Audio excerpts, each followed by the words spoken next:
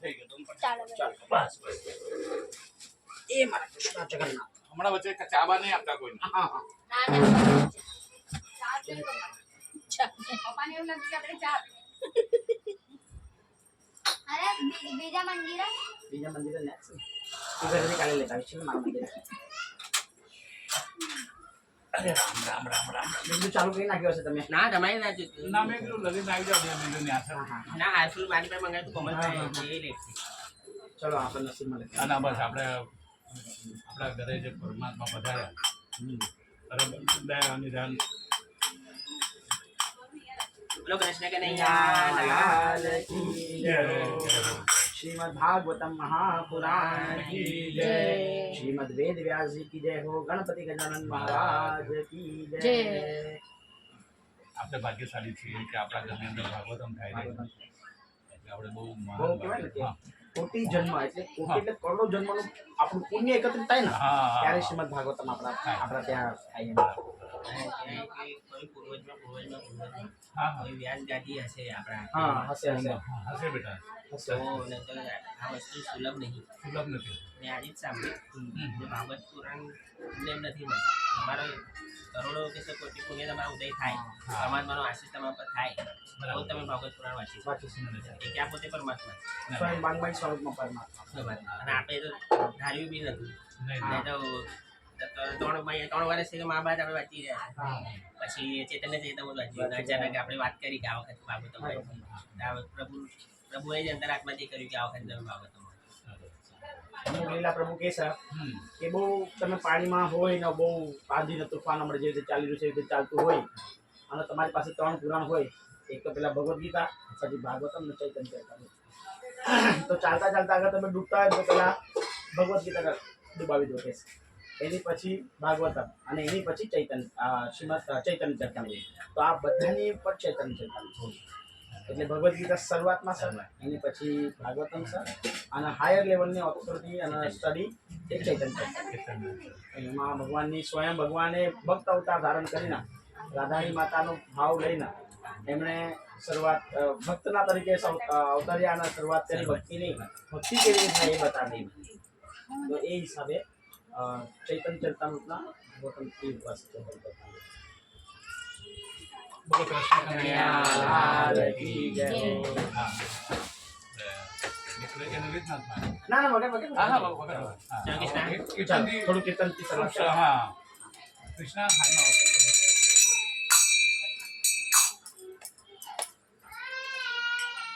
ચાલો હા કૃષ્ણ કનૈયા લાલ કી જય નમો વિષ્ણુપદાય કૃષ્ણ કૃષ્ણાય ભૂતલે શ્રીમતે ભક્તિ વેદાંત સ્વામી ઇતિ નામે નમસ્તે સરસ્વતી દેવી ગૌરવાણી પ્રચારિણે निर्विशेषा शून्यवादी पाश्चात्यादिचारिणे जय श्री कृष्ण चैतन्य प्रभु नित्यानंद श्री अद्वैत गदाधर श्रीवासादि गौरभक्तवृंद हरे कृष्ण कृष्ण कृष्ण हरे हरे हरे राम राम राम हरे हरे हरे कृष्ण कृष्ण कृष्ण हरे हरे हरे राम राम राम हरे हरे हरे कृष्ण कृष्ण कृष्ण हरे हरे हरे राम राम राम हरे हरे हरे कृष्ण कृष्ण कृष्ण कृष्ण हरे हरे हरे राम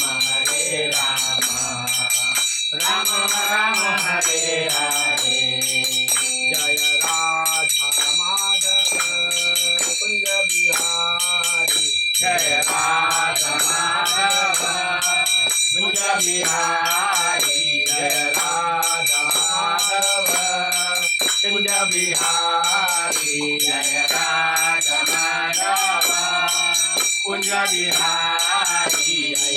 गोपी जन वल्लभ गिरिवरधारी जय गोपी जन वल्लभ गिरिवरधारी जय गोपी जन वल्लभ गिरिवरधारी जय गोपी जन वल्लभ गिरिवरधारी जय यशोदनंदन मृदगन रंजन यशोदनंदन व्रज जन रंजन यशोदनंदन भज जन रंजन यशोदनंदन व्रज जन रंजन यमुना तीरावनचारि यमुना तीरावनचारि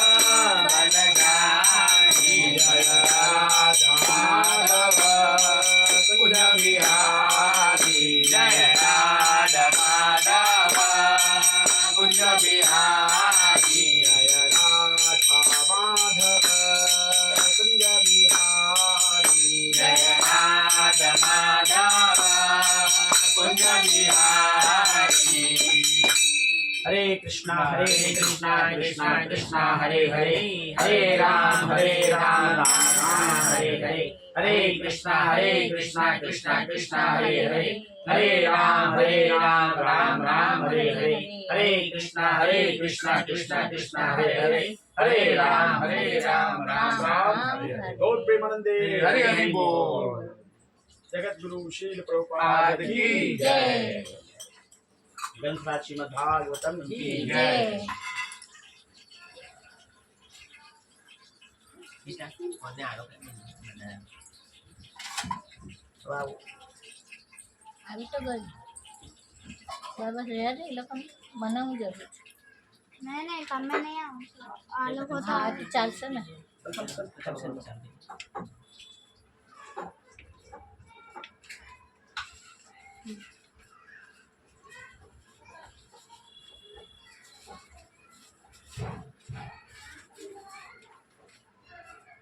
કાલે પેલું બુક રાખવાનું જોઈતું ને બેટા, બે બીજું મળતું હોય. કઈ લાસ્ટ ટાઈમ હતું ને આપણી પાસે ના એ ઓલું મંદિરનું હતું નહીં કયા મંદિર અચ્છા આપણા મંદિર તો રાખ્યું નથી આપણા ત્યાં મંદિર જોઉં છું નહીં રાખ્યું તો કાંઈ નહીં. દેખાવ દેખાવ છે.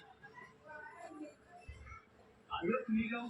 તમારે તો ક્યાંય આપણા હરિકૃષ્ણ મળતું જ હશે. મળે ના હરિકૃષ્ણમાં હા મળે બાર મળે? હરિકૃષ્ણ બાર બી મળે પેલું ધાર્મિક બુક સેન્ટર અચ્છા, અચ્છા, ત્યાં બી શ્રીની જોવું દુકાનમાં મળે પડશે. ત્યાં તો પછી આપણે અહીંયાથી લેતા આવવાનું સંન્યાસાશ્રમથી ચાલો હું જોઈએ કાલે અહીંથી જ છે ને? સરસ. એ હા બિંદુ બી. હા મહાત્મા ઇતિહાસ છે જો કોઈ નેક્સ્ટ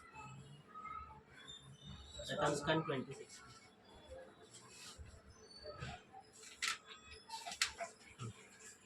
હા, એ તો હા અધિકારી બી.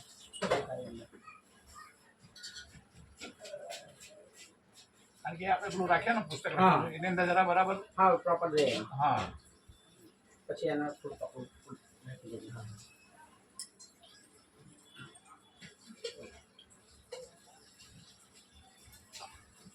ઓમ નમો ભગવતે વાસુદેવાય વાસુદેવાય ઓમ નમો ભગવતે વાસુદેવાય ઓમ નમો ભગવતે વાસુદેવાય ઓમ નમો ભગવતે વાસુદેવાય ઓમ નમો ભગવતે વાસુદેવાય ઓમ નમો ભગવતે વાસુદેવાય ओम अज्ञानतिमिरन्धस्य ज्ञानाञ्जलशलाकया चक्षुरुन्मिलितं येन तस्मै श्रीगुरुवे नमः श्रीचैतन्यमनोभीष्टं स्थापितं येन भूतले स्वयं रूपं कदा मह्यं ददाति स्वपदान्तिकं वन्देऽहं श्रीगुरु श्रीयुतपदकमलं श्रीगुरून् वैष्णवांश्च श्रीरूपं साग्रजातं सहगणरघुनाथावितं तं सजीवं सावद्वैतं सावधूतं परिजनसहितं कृष्णचैतन्यदेवं श्रीराधा कृष्णपदाना सहगण ललिता श्रीविशाखाविशान्तं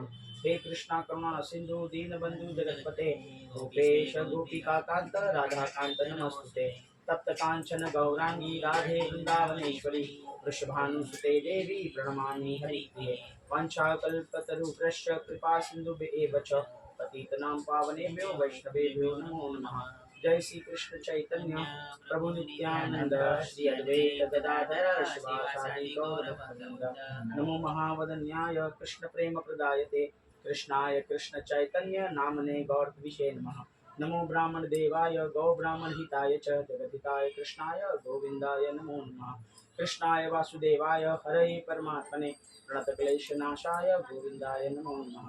कृष्णाय वासुदेवाय देवकी नन्दनाय च नन्दगोपकुमाराय गोविन्दाय नमो नमः। मुखं करोति वाचालं पङ्गुं लङ्घयते गिरिं यत्कृपातमहं वन्दे श्रीगुरुदीनतारिणं परमानन्दमाधवं श्रीकृष्णचैतन्य ईश्वर। नमो विष्णुपादाय कृष्णपृष्ठाय भूतले श्रीमते भक्तिवेदान्त स्वामीति नाम्ने।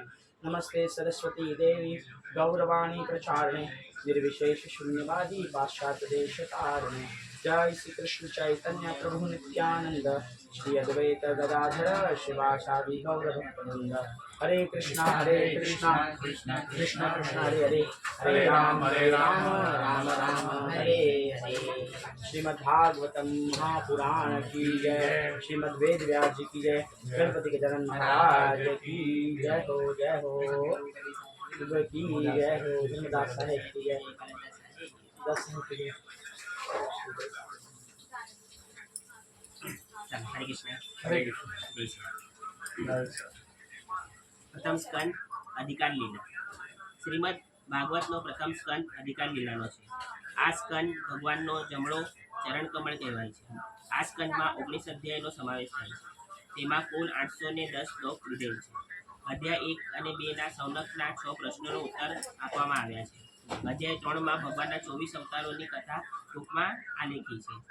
અધ્યાય 4 અને 5 અને 6માં વ્યાસજી અને નારદજીની કથા આલેખી છે. અધ્યાય 7 થી 15 સુધી શ્રી કૃષ્ણ અને પાંડવો સાથે સંકળાયેલા કથાઓ જેવી કે અશ્વત્થામાની કથા, ઉત્તરાના ગર્ભમાં પરીક્ષિતનું રક્ષણ, કુંતાજીની સ્તુતિ, ભીષ્મે યુધિષ્ઠિરને આપેલ ધર્મોપદેશ, ભીષ્મ પિતાજીની જીવન કથા, રાજા યુધિષ્ઠિરનું રાજ્ય શાસન, શ્રી કૃષ્ણનું દ્વારકાગમન, દ્વારકામાં શ્રી કૃષ્ણનું આનંદ ઉત્સાહ સાથે સ્વાગત, પરીક્ષિતનો જન્મ તેમજ ભવિષ્ય કથન, વિદુરજીનું તીર્થાટનથી આગમન, ધૃતરાજ ગાંધારી વિદુરજીનું હિમાલય તરફ પ્રયાણ, યુધિષ્ઠિરને દશમાન તથા અપશુકનો, શ્રી કૃષ્ણનું સ્વધામ ગમન, અર્જુનની વ્યથા, પાંડવોનું સ્વર્ગારોહણ દર્શાવવામાં આવ્યા છે. અધ્યાય 16 થી 19 સુધી રાજા પરીક્ષિતની કથા લીધી છે. આમ 19 અધ્યાયમાં પ્રથમ સ્કંદ પૂરો થાય છે. અધ્યાય 2 સૌનકના 6 પ્રશ્નોના ઉત્તર. વ્યાસજી દ્વારા મંગલાચરણ. શ્રીમદ ભાગવત ગ્રંથની શરૂઆતમાં ગ્રંથકર્તા મહર્ષિ વેદવ્યાસજી મંગળાચરણ કરે છે અને પરમ કૃપાળુ પરમાત્માની પ્રાર્થના સ્તુતિ વંદના કરે છે. તે આ શ્લોક દ્વારા વ્યક્ત કરવામાં આવ્યું છે. જન્માંધસ્ય યતોન્વાદિતર સ્વાર્થે યજ્ઞ સ્વરાટ તે બ્રહ્મ હદાય આદિત્વે હુયંતી યત્સૂર્યઃ તેજોવારી વૃત્તાન યથા વિનિમયો યત્ર ત્રિ ગોરુષા ધામના સ્વેન સદા નિરસ્તુ કુહકમ સત્યમ પરમ ધીમહિ.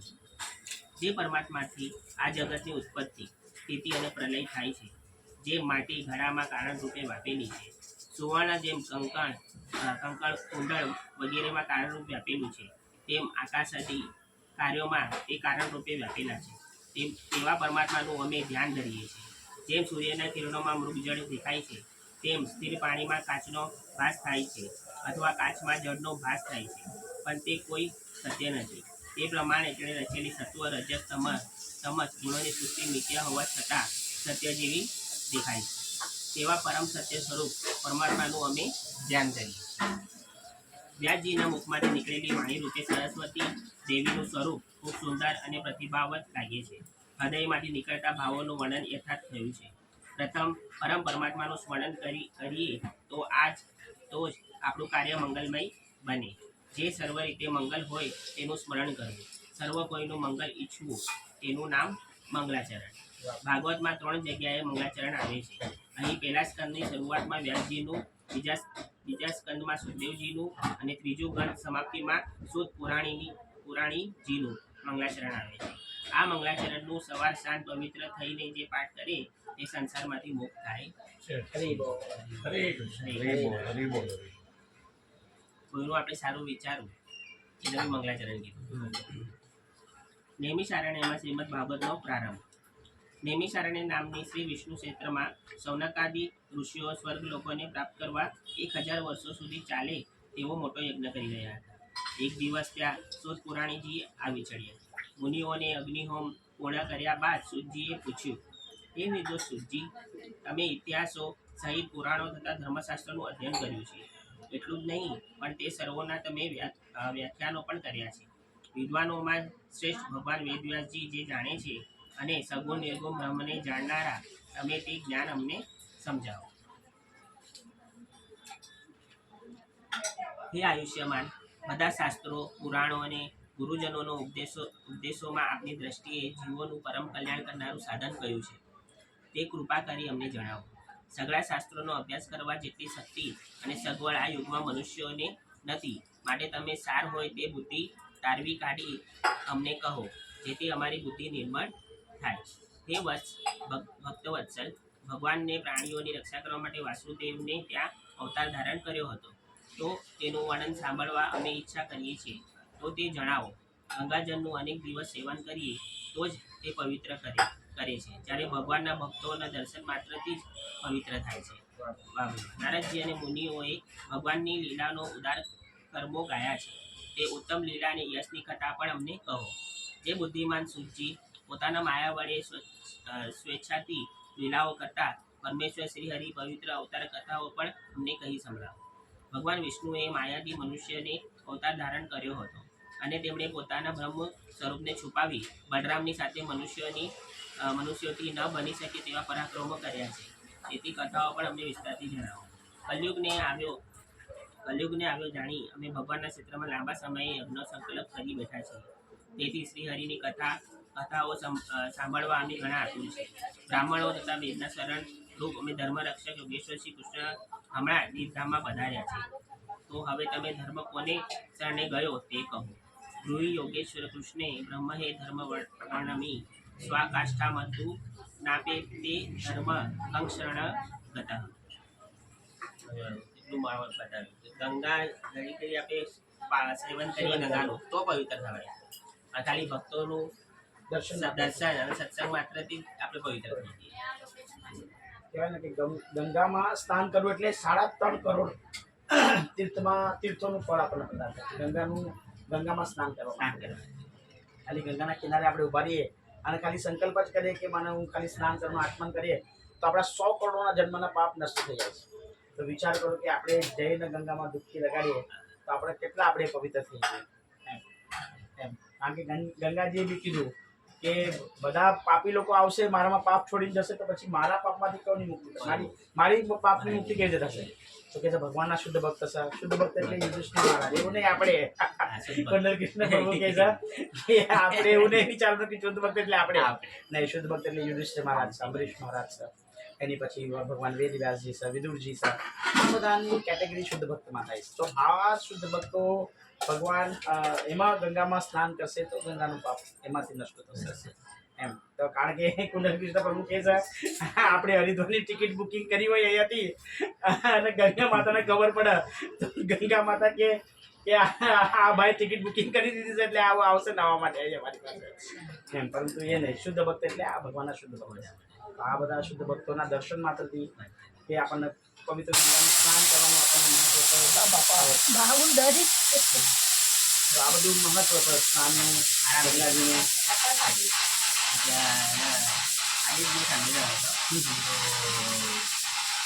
જગન્નાથપુરીમાં ચૈતન્યમાં બહુ તો સર જગન્નાથપુરીમાં ત્યાં એક દિવસ વલ્લભાચાર્ય જઈ જાય.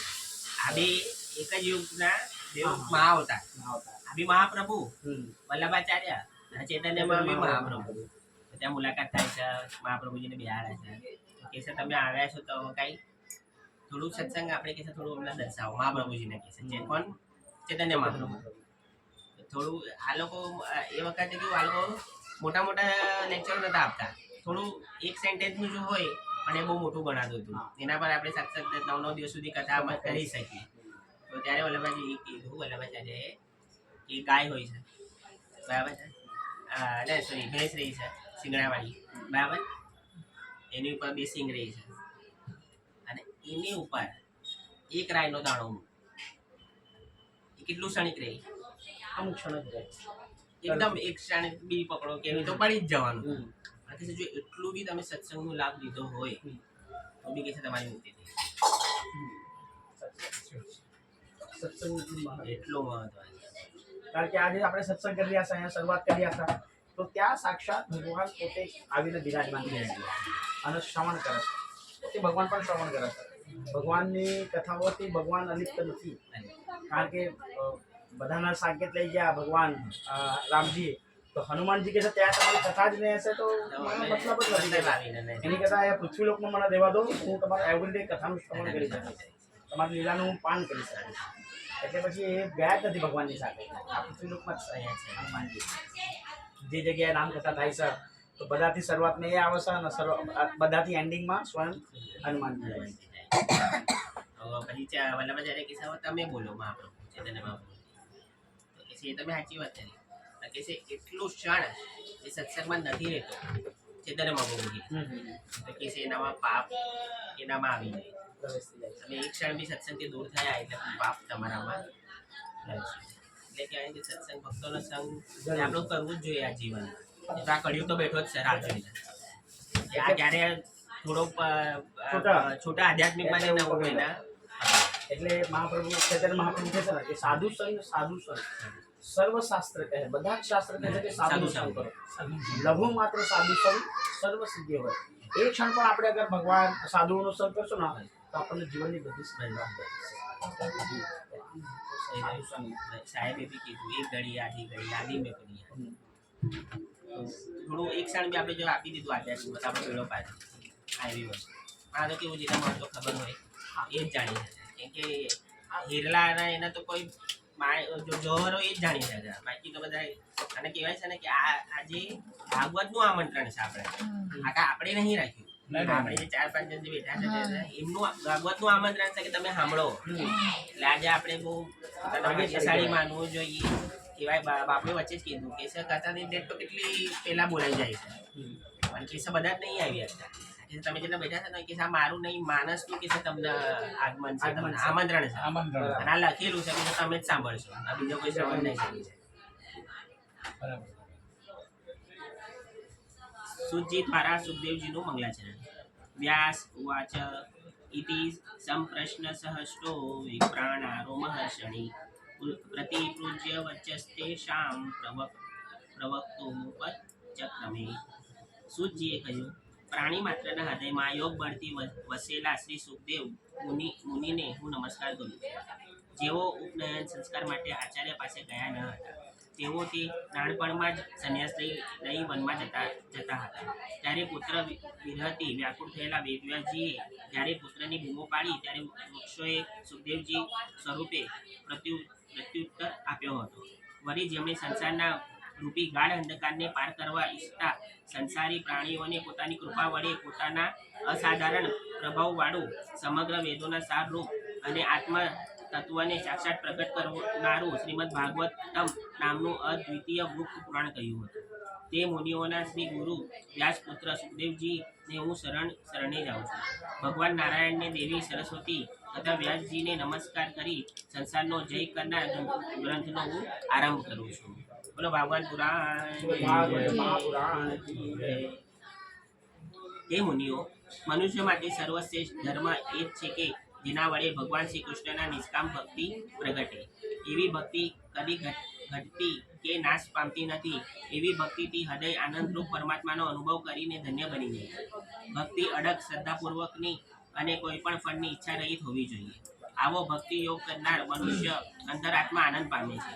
તેને વૈરાગ ઉત્પન્ન થઈ ઉપનિષદોનું જ્ઞાન સરળતાથી પ્રાપ્ત થાય છે. ધર્મ જો સાચી રીતે આચરવામાં આવે તો ભગવાનની કથાઓમાંથી પ્રીતિ ઉત્પન્ન થાય. જીવનનું ધ્યેય સાચી વસ્તુ જાણવાની ઈચ્છા તત્વ જિજ્ઞાસા થાય તેમાં રહેલું છે. નહીં કે ઇન્દ્રિયોને પસંદ રાખવા માટે નાના પ્રકારના ભોગ ભોગવવા. જિજ્ઞાસા વગર કોઈ પણ કાર્યોમાં આગળ વધી શકાતું નથી. આપણા શાસ્ત્રોમાં પૂર્વની માનસાની શરૂઆત ધર્મ જિજ્ઞાસા સૂત્રથી અને ઉત્તરની માનસાની શરૂઆત બ્રહ્મ જિજ્ઞાસા સૂત્રથી થાય છે. નાનકડા ઋષિ બાળ નચિકેતાને જ્ઞાન પ્રાપ્ત કરવાની લાગણી લાગતા કોઈ પ્રલોભનમાં ફસાયા વિના તેની હમણાં પાસે એકમાત્ર આધ્યાત્મિક જ્ઞાન જ માંગ્યું હતું. તેમની કથા જોઈએ. નચિકેતા એક એવા ભક્ત હતા કે જે સ્વશરીરે પોતાના શરીરે યમરાજની પાસે જાય. યમરાજની પાસે કોણ જાય? જેનું શરીરમાંથી આત્મા નીકળી ગયો હોય અને દેહ પડી ગયો હોય સૂક્ષ્મ રીતે થઈ જાય. સૂક્ષ્મ રીતે પછી ઉપર જાય. પણ નચિકેતાએ જો આજે નચિકેતા સર, ધ્રુવ મહારાજ સર, પ્રહલાદ મહારાજ સર, આજે જેટલા પણ ભગવાનના શુદ્ધ ભક્ત હતા, જેમના નારદજી સ્વયં પોતે ગુરુ છે અને એમણે પોતે ભગવાનનો સાક્ષાત્કાર કરેલો છે, તો એમણે શિષ્યને પણ ભગવાનનો સાક્ષાત્કાર કરાવ્યો છે.